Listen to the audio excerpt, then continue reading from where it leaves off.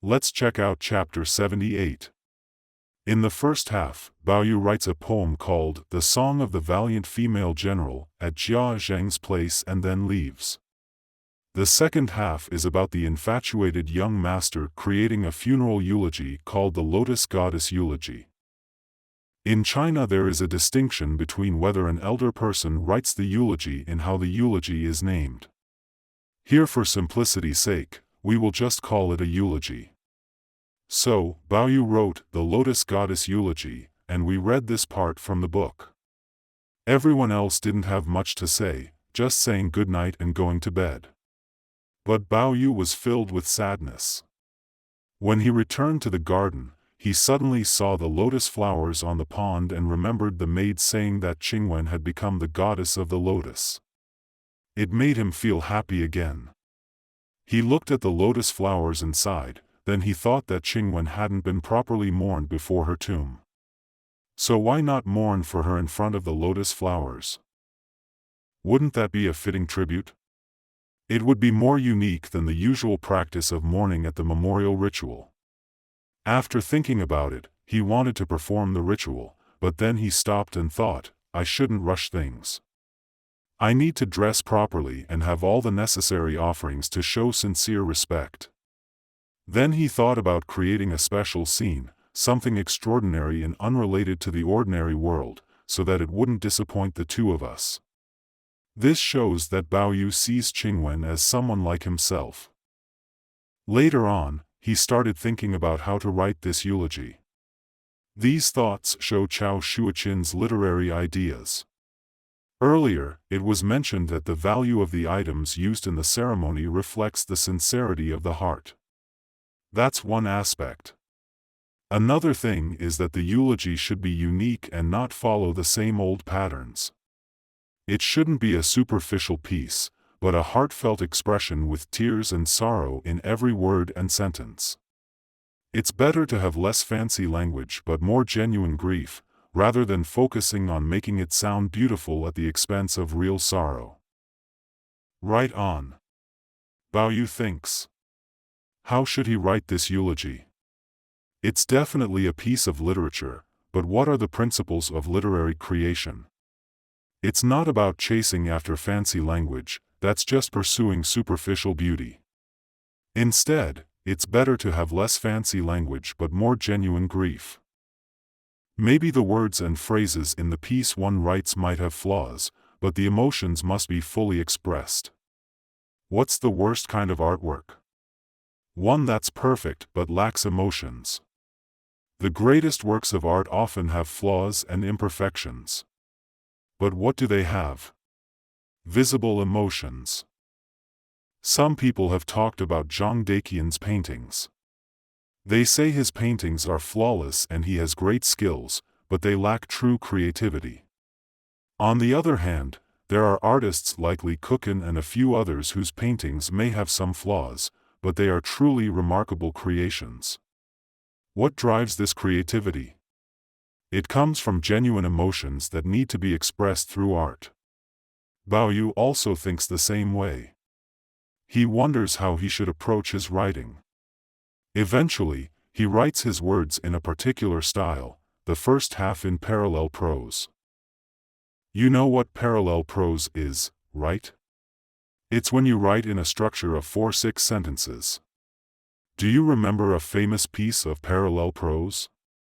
Preface to the Pavilion of Prince Teng, 675 CE.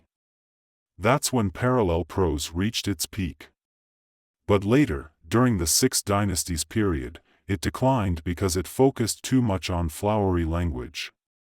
Baoyu's writing style, in the first half, is parallel prose, and in the second half, it's called Sa-Ti.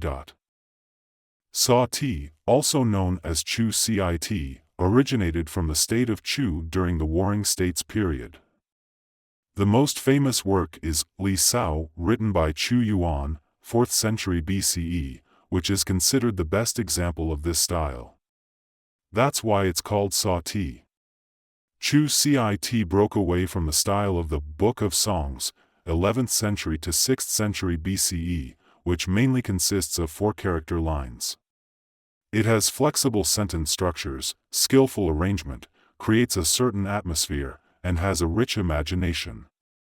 This is where the romanticism of Chinese poetry comes from. It all comes from Chu Cit. The first half of the Lotus Goddess Eulogy is written in fancy parallel prose, and the second half is in a different style called sauté. It's a pretty long piece, so we gotta dive deep into it. First things first, we should feel kinda embarrassed that we don't know all the Chinese characters. We gotta read it ourselves, you know. There are so many characters we've never even seen before. Sometimes I feel bummed that even at my age, I still haven't fully mastered all those Chinese characters. It's a real bummer, man. But hey, in modern Chinese, we hardly ever get to use those characters anymore. They've become all rare and obscure. Alright, I'm leaving it up to you guys to appreciate the Lotus Goddess Eulogy. Take your sweet time to read it carefully, and make sure to whip out that dictionary to look up any unfamiliar characters, okay? Then, try to understand it, because there are loads of references and allusions throughout. He wrote down the Lotus Goddess Eulogy on a silk scroll and recited it there. When he finished reciting this eulogy, the ceremony came to an end. However, he didn't expect that someone would hear him reciting this eulogy. We can see this at the end of chapter 78. A eulogy always ends thus. Alas, I offer this to you in sorrow. This is my offering, for your use, he said, and then burned the silk and poured the wine offering on the ground, still reluctant to turn around to leave. A little maid on the side urged him several times before he turned around. Suddenly, they heard someone laughing behind the rocks, saying, "Please stay a moment." Both of them were startled. The little maid turned around and saw a figure walking out from the flowers. She screamed, "Oh no, there's a ghost. Qingwen's spirit has appeared." Who was this person? In chapter 79, it says, after Baoyu finished the memorial for Qingwen, they heard a voice coming from the flowers, which startled them. When they went to take a closer look, they found it was none other than Daiyu. With a smile on her face, she said, "What a novel memorial text. It could even be compared to the Chao E Stela, 2nd century. Baoyu blushed upon hearing this and replied with a smile, "I thought that the memorial texts in the world had become too cliched, so I decided to create a new style. It was just a moment of whimsy, but who knew that you would overhear it? There's nothing that can't be changed, why not make some alterations?"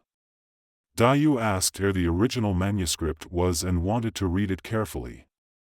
She didn't know what the lengthy discourse was about, but she only heard the middle 2 lines, "In the red silk curtains, the young master is affectionate, in the yellow earth mound, the daughter's fate is thin."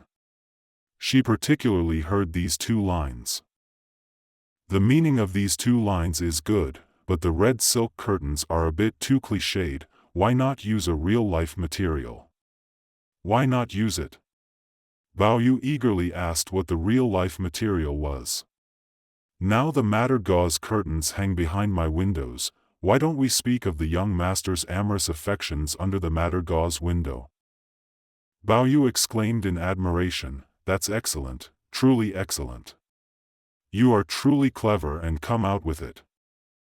Baoyu was like, "This revision is really clever, but I don't know if I can go along with it." Then Daiyu just laughed and said, "Come on, my window can be your window. We don't need to keep our distance."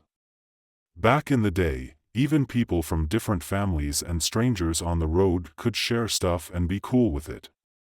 We're not strangers, after all.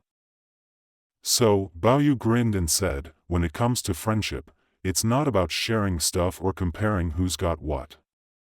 And I definitely shouldn't be messing around with the women's quarters. That's just not cool.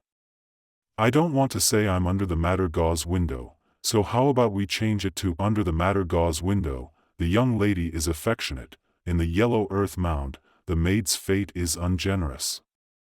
Daiyu just laughed and said, "She's not my maid, so why use those words? And young lady's maid doesn't sound right.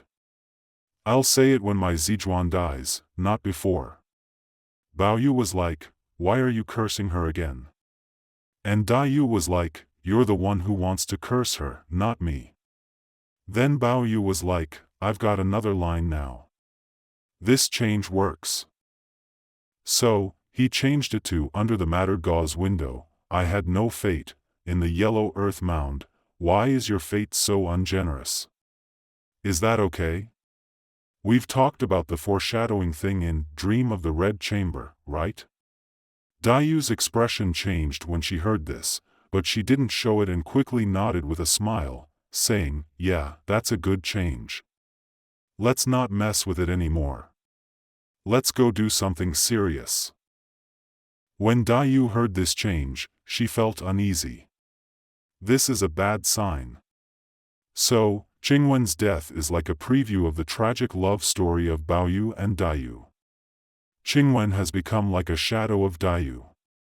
The tragic ending of Baoyu and Daiyu's love story will have to wait until the last 40 chapters to be written.